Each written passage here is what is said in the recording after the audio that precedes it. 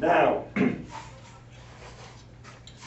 what I want to do now is to look at this idea that there has been a Christian comeback in the United States, because I don't think there really has. I think it's an illusion. Until the 1960s, nearly all social scientists subscribed to a very broad theory which had many different forms, known as secularization. Secularization theory says that there's something in modern society that tends to disintegrate religion and make people more secular, more worldly in their outlook and their behavior. And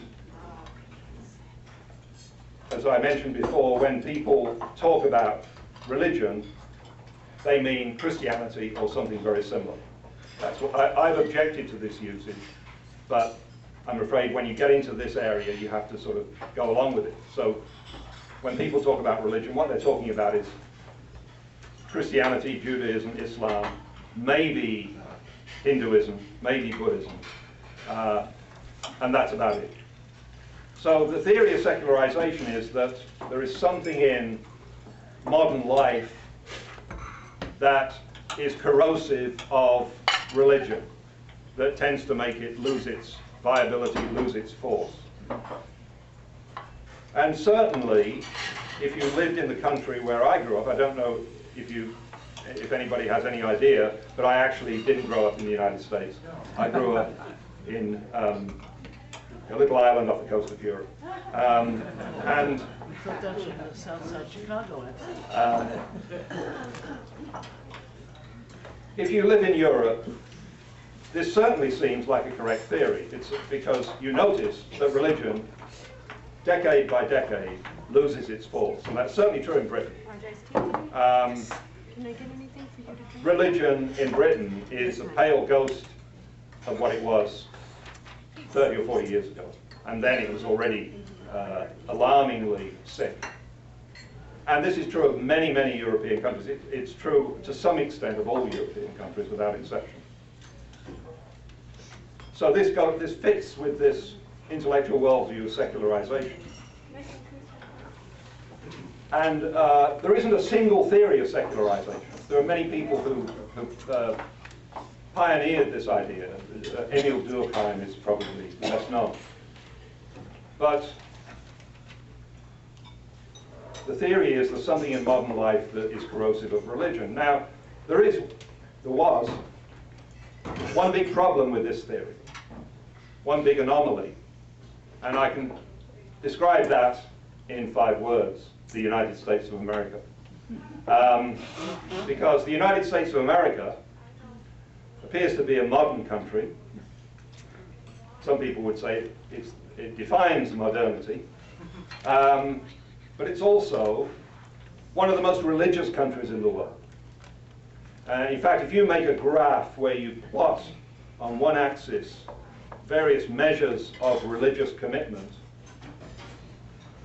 and on the other axis you plot various measures of modernity, such as income and infrastructure and education, what you'll see is that clustered up one end, the most religious end, are a lot of third world countries, and Poland, and the United States of America.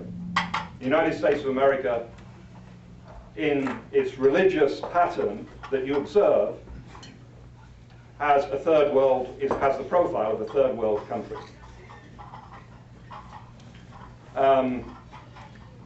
So this is an awkward anomaly for the secularization theory. In 1939, the Gallup organization,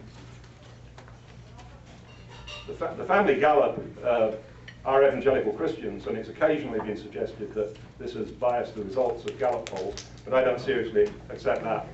But in 1939, the Gallup organization began to ask Americans a series of questions about their church attendance. And they've been doing that every year since, 1939 to the present. In 1939, the key question was, have you been to church in the last week? In 1939, the affirmative answer to that was 41%. 41% of the random sample of the American population said they'd been to church in the last week. In recent years, the affirmative response to that question has hovered around 41%. 41? 41%. And actually, it rose sharply in the 50s to a peak in the late 50s, and then it declined pretty sharply. And apart from that little bump, it's been that statistic, whatever it means, has been the same since 1939. Now, if you take any European country, you'll get a very sharp decline in the response to that question. Another thing that is problematic about the United States, which began to be noticed around about 1970, was that evangelical churches were growing and mainline churches were declining. By mainline churches, we mean Methodists, Presbyterians, Episcopalians. These churches are slow, their membership has been slowly shrinking for some time. Whereas evangelical churches, it was noticed in the 60s and 70s, were increasing. Now this doesn't quite, that taken in isolation does not fit with the idea of secularization. And then of course in the 1970s and the 1980s, we had the phenomenon of the new Christian right.